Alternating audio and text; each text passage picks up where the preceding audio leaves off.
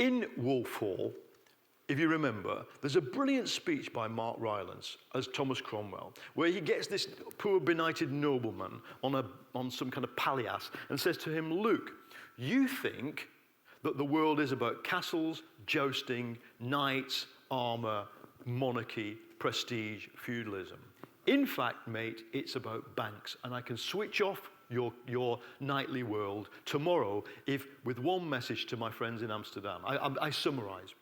We don't want to be so brutal as Thomas Cromwell, but the equivalent would be to Goldman Sachs, to Google, to the ECB, to the people who've put Greece through the ringer in the last 3 weeks. You think the world is about banks. You think the world is about markets, commerce. You think the world is good because it's unequal. You think the world where Google and Apple's share price is predicated on the non-abundance of information is the best possible of all worlds. Well, we can tell you from our little time bank, from our carpool sharing, from our cooperative kindergarten, from our food bank, that actually we don't want to turn your world off because it's turning itself off quite efficiently without us, but we can replace it with something. And to me, that restores a granularity and a doableness to the project of replacing capitalism with, inverted commas, something better that simply does not exist and cannot be found in the old 20th century hierarchical way. There's a cultural question here, and there's a sort of boldness that's required as to what we do with these tools. We really have to, if you're an activist or you're involved in a community, what's required and what's useful about this book is that it gives you the big context, but there's like another book that's required, which is to say, this is what you do, this is what you bolshily do with these tools, whether it's create currency, whether it's challenge this copyright regime. That's what will make these tools come alive, and I think that's part of a very long tradition. I think it is not possible, I would have thought, to come up with a constructive economic theory that does not, at some level, believe in and trust in individuals running their own finances well and being prudent and being careful and not spending beyond their means. If the left wants to believe in individual lack of judgment on that, then I don't think the left has much of a future in these discussions. Zoe, do you want to take that up? The left is not much of a discussion. I just think it's daft. I mean, we're in a massive debt overhang, both centrally and in private debt. A lot of people think we're going into a deflationary cycle, which is going to make it worse. I mean, the idea that we would recast this as a moral issue and say because people are naughty, they have to do what they're told, and allow the world to just die on its arse. Morality does matter, even in economics. Well, no, but it's not about morals, is it? The person who chooses to lend is as morally culpable as the person who chooses to borrow. Well, and you have to look at the power relationship between those two people. If one has all the power and the other is struggling to survive, I would say the one with the power is the morally culpable. RBS had the best part of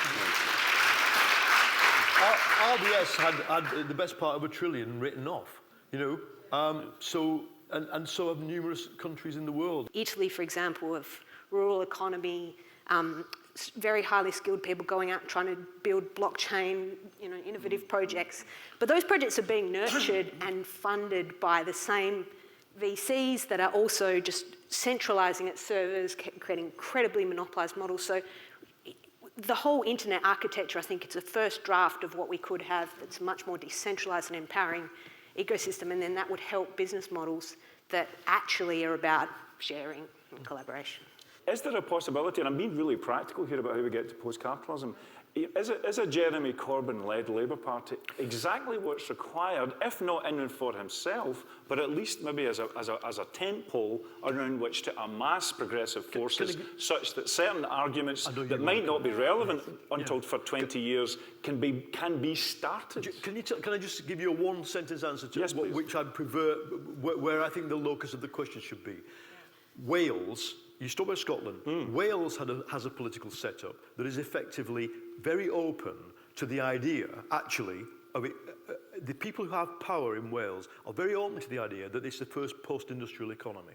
And they're very open, in other words, to ideas of re-regulating the entire polity in a way that takes sustainability, some of the things I'm arguing, some of the things you argue in the play ethic, etc., really seriously. And in other words, I don't think it's going to be parties. It's political institutions that by necessity have no other future You know, that there's Port Talbot Steelworks sitting there waiting to be closed in the next wave of capitalism. I'm sad to say, you know, because I love the site of Port Talbot Steelworks. But the rest of Wales knows that history's moved on. So I'm not answering about Jeremy Corbyn. I'm more interested in the Welsh Assembly. No Conservative with a small c would think that you get anything for free, or that anything that is worth having is not something that a lot of effort has been put into for which you need to reward that value. But I don't think small c Conservatives are really the apotheosis of the right-wing iteration now, are they? I mean, small c Conservatives often have more in common with the left than neoliberals do. Well, it's true that, I mean, something very interesting happened in the 80s, which a lot of people on the left don't like to concede, which is that Thatcherism in its vulgar forms was not something that a lot of Conservatives had Camilla Parker Bowles. respected.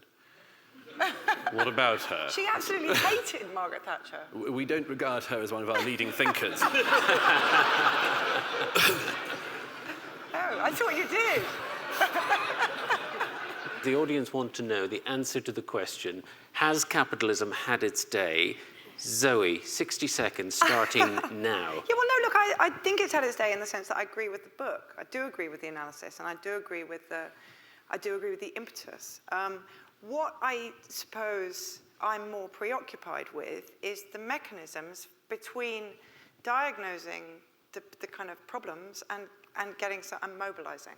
Because everybody's brilliant at diagnosing, and the mobilization bit is really, the midwifery of this is really lacking. And I think the book is great for that. Congratulations. Okay, so yes to capitalism having its day, question mark, we're on the way to post-capitalism. Douglas? No, I don't think it has. As I mentioned in my opening remarks, it's got a long way to go, and is the only system in the world which, among other things, makes even its greatest critics rich. But very quickly, go back to my previous point, if I may, quickly. In 1934, T.S. Eliot wrote in one of his choruses from The Rock about people, he was describing socialism. He described socialists as, he said, people who try to escape from the darkness without and within by dreaming up systems so perfect that no one will need to be good. And that is, to a great extent, what is happening in this discussion. You cannot come up with such a system any more than you will come up with a machine that knows everything, knows all knowledge, or turn base metals into gold. It's not possible. Morality has to play a role there somewhere. Pat? I think briefly, 60 seconds. Very briefly, I think it has had its day. The first thing I did after the independence referendum was to join the Scottish Green Party. And there's a chapter in Paul's book which talks about rational panic. And it's rational panic about environment, about migration, about a world, and never mind debt. So I do think we need to get beyond capitalism, and I do think that the range of tools and systems and platforms that Paul synthesizes in the book, it creates a great roadmap, and now we need lots and lots of little, thousands and thousands of little individual journeys, but it has to have had its day. I don't know if you could call it socialism after capitalism. Post-capitalism is a nice holding term, I agree. Julia, finally. Well, choruses from The Rock, the line I remember from that is, where is the knowledge we have lost in information? So I'd say we need to really look at the sort of, the allure of information as the tool that will save us, and all of the various ways that power has co-opted it from the financial system right through. Okay, Paul, very last word to you before we wrap it up. About what? About that question. If it hasn't had its day, then what we have to do, and I think this is an address to everybody, if it hasn't, then there's got to be a better version of it. Because what I see in the right is simply the defense of this stagnating, potentially stagnating, falling apart, parasitic system. I mean, I know Marxists always talk about capitalism being parasitic, but look at the parasitism of the yachting, elite on the rest of us. It's not that there's no more world beyond, there's no more outside world for capitalism to conquer, but that it is so meager, the idea that we are going to be providing meager services to each other. I drive you in my car, you drive me in your car. I make coffee for you on a kind of algorithmic basis in a multi-million sort of outlet global brand. That's not the same as the capitalism that created Downton Abbey. It's not. So I think we should allow ourselves to dream of an escape from it.